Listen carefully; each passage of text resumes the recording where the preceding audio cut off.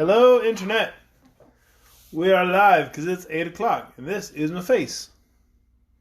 And this is a book. And it's time to read from The Magic of Oz. Tonight we are reading chapter 17 out of 23. Next Monday night, 1 week from this very moment, we will be beginning the final book in the Oz series. Assuming I don't miss any nights this week, which I haven't missed a night in like 2 books, so we should be good. I'm on a streak, baby, and I'm not cutting it off for nothing. Alright, so tonight is chapter 17, A Remarkable Journey. I feel like this journey will give us some things to remark about, thus being remarkable. Okay, now this chapter opens with the glass cat's voice that I can't think of because all I can think of is the wizard, and I know that's wrong. And I don't. You see, explained the glass cat, that magic isle where Trot and Cap'n Bill are stuck is also in this Gillikin country over at the east side of it, and it's no farther than to go across lots from here than it is from here to the Emerald City, so we'll save time by cutting across the mountains. You sure you know the way? Asked Dorothy. I know all the land of Oz better than any other living creature knows it, asserted the glass cat. Go ahead then and guide us, said the wizard. We've left our poor friends helpless too long already, and the sooner we rescue them, the happier they'll be. Are you sure you can get them out of their fix? Inquired the little girl. I've no doubt of it, the wizard assured her. But I can't tell what sort of magic I must use until I get to the place and discover just how they are enchanted. I've heard of the magic isle where the wonderful flower grows, remarked the Cowardly Lion. Long ago, when I used to live in the forests, the beast told stories about the isle and how the magic flower was placed there to entrap strangers, men or beasts. Is the flower really wonderful? Questioned Dorothy. I had heard it is the most beautiful plant in the world, answered the lion. I have never seen it myself, but friendly beasts have told me that they have stood on the shore of the river and looked across at the plant in the gold flower pot and seen hundreds of flowers of all sorts and sizes blossom upon it in quick succession. It is said that if one picks the flowers while they are in bloom, they will remain perfect for a long time. But if they are not picked, they soon disappear and are replaced by other flowers. That, in my opinion, makes the magic plant the most wonderful in existence. But these are only stories, said the girl. Has any of your friends ever picked a flower from the wonderful plant? Plant? She does not have the speech impediment of the Cowardly Lion. No, admitted the Cowardly Lion. For if any living thing ventures upon the magic isle where the golden flower pot stands, that man or beast takes root in the soil and cannot get away again. Well, that didn't happen to the lonesome duck that walked over there. I assume it is a beast. It is a living beast, but it did not get stuck in the grass. I don't know. Sorry. I need to keep reading and move on. But I'm just annoyed by the inconsistencies in the logic. They cannot get away again. Well, what happens to them then? Asked Dorothy. They grow smaller by the hour, day by day, and finally disappear entirely. Then, said the girl anxiously, we must hurry up or Cap'n Bill and Trot will get too small to be comfortable. They were proceeding at a rapid pace during this conversation, for the hungry tiger, and the Cowardly Lion were obliged to move swiftly in order to keep pace with the glass cat. After leaving the forest of Gugu, they crossed a mountain range, and then a broad plain, after which they reached another forest, much smaller than that where Gugu ruled. The magic isle is in this forest, said the glass cat, but the river is at the other side of the forest. There's no path through the trees, but if we keep going east, we'll find the river, and then it'll be easy to find the magic isle. Have you ever traveled this way before?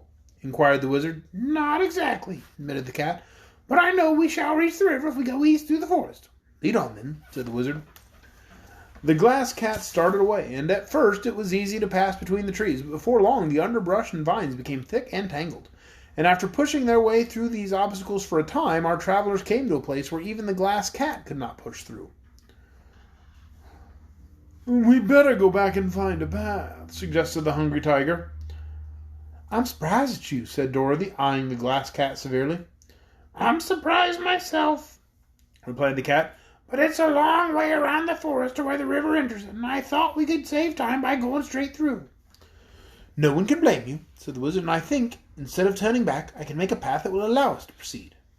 He opened his black bag and, after searching among his magic tools, drew out a small axe made of some metal so highly polished that it glittered brightly even in the dark forest. The wizard laid the little axe on the ground and said, in a commanding voice, "Chop, little axe, chop clean and true, a path for our feet you must quickly hew. Chop till this tangle of jungle is past, chop to the east, little axe, chop fast." Then the little axe began to move. It flashed its bright blade right and left, clearing a way through the vines and brush and scattering the tangled barrier so quickly that the lion and the tiger, carrying Dorothy and the wizard and the cage of the monkeys on their back, were able to stride through the forest at a fast walk. The brush seemed merely to melt away before them, and the little axe chopped so fast their eyes saw only a twinkling of the blade. Then suddenly the forest was open again, and the little axe, having obeyed its orders, lay still upon the ground. The wizard picked up the magic axe, and after carefully wiping it with his silk handkerchief, put it away in the black bag. Then they went on, and in a short time reached the river. "Let me see," said the glass cat, looking up and down the stream. "I think we are below the magic isle, so we must go up the stream till we come to it." So up the stream they traveled, walking comfortably on the riverbank, and after a while the water broadened, and a steep bend appeared in the river, hiding all below from their view. They walked briskly along, however, and had nearly reached the bend when a voice cried warningly, "Oh, oh." What did the lonesome duck sound like? Because it's the lonesome duck going to yell at him. And I don't remember what it sounded like. Just make a weird duck sound. Oh, that's right, because it was... Yeah, that's right. They had nearly reached the bend when a voice cried warningly, "Look out!" The travelers halted abruptly, and the wizard said, "Look out for what?" "You almost stepped on my diamond palace," replied the voice, and a duck with gorgeously colored feathers appeared before them. "Beasts and men are terribly clumsy," continued the duck in an irritated tone. "And you've no business on this side of the river anyway. What are you doing here?" We've come to rescue some friends of ours who are stuck out on the magic isle in this river," explained Dorothy. "I know 'em," said the duck. "I've been to see 'em, and they're stuck fast all right. You may as well go back home, for no power can save 'em." "Well, this is the wonderful Wizard of Oz," said Dorothy, pointing out the little man. "Well, I'm the lonesome duck," was the reply as the fowl strutted up and down to show its feathers to best advantage. "I'm the great forest magician, as any beast can tell you, but I've no power to destroy the dreadful charm of the magic isle." "Are you lonesome because you're a magician?" inquired Dorothy. "No! I'm lonesome because I have no family and no friends, but I like to be lonesome, so please don't offer to be friendly. Go away and try not to step on my diamond palace." "Where is it?" asked the girl. "Behind this bush." Dorothy hopped off the lion's back and ran around the bush to see the diamond palace of the lonesome duck. Although the gaudy fowl protested in a series of low quacks, the girl found indeed a glistening dome formed of clearest diamonds, neatly cemented together with a doorway at the side just big enough to admit the duck. "Where'd you find so many diamonds?" asked Dorothy. "I know a place in the mountains where they're thick as pebbles," said the lonesome duck. "I brought 'em here in my bill one by one and put 'em in the river and let the water run over 'em until they were brightly polished. Then I built this palace I'm positive is the only diamond palace in all the world." "That's the only one I know of," said the little girl. "But if you live in it all alone, I don't see why it's any better than a wooden palace or one made of bricks or cobblestones." "You're not supposed to understand it," retorted the lonesome duck, "but I might tell you as a matter of education that a home of any sort should be beautiful to those who live in it, and should not be intended to please strangers. The Diamond Palace is my home, and I like it, so I don't care a quack whether you like it or not." "Oh, but I do," exclaimed Dorothy. "It's lovely on the outside, but Then she stopped speaking, for the lonesome duck had entered his palace through the little door without even saying goodbye. So Dorothy returned to her friends, and they resumed their journey. "Do you think, Wizard, the duck was right in saying no magic can rescue Trot and Bill?" asked the girl in a worried tone of voice. "No, I don't think the lonesome duck was right in saying that," said the wizard gravely.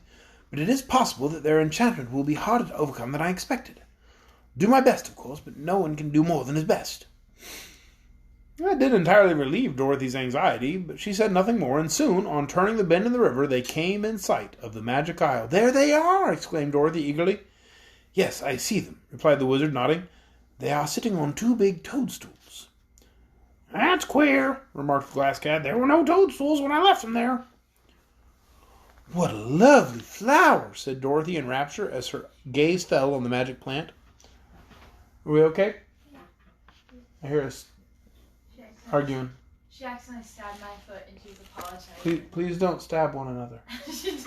I feel like these are rules I shouldn't have to make. I feel like don't stab one another should be a logical It's rule. with their toenails. Their toenails are so long. Don't put your toenails on people when they're long enough to stab them. Toenails.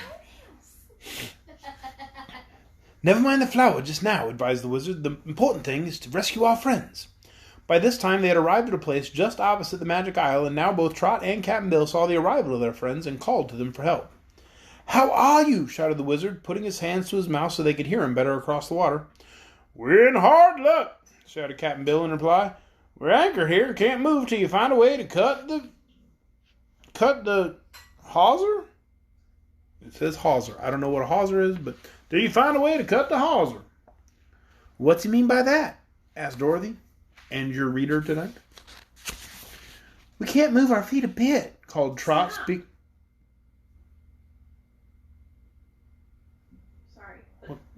he's being a little bit ridiculous. He's getting my last nerve. I'm gonna keep reading. "We can't move our feet a bit," called Trot, speaking as loud as she could. "Well, why not?" inquired Dorothy. "They got roots on them," explained Trot. It was hard to talk from so great a distance, so the wizard said to the Glass Cat, "Go to the island and tell our friends to be patient, for we have come to save them. It may take a little time to release them.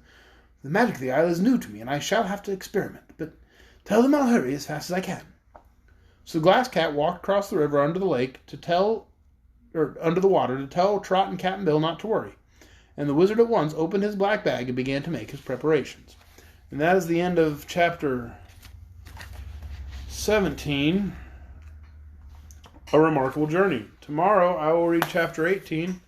I'd like to do it live, but if I can't get these children to behave, I'll just read all the chapters tomorrow during the day, and then I'll just post them every night so that I don't have to have all these interruptions from ridiculous children every night while I'm trying to read.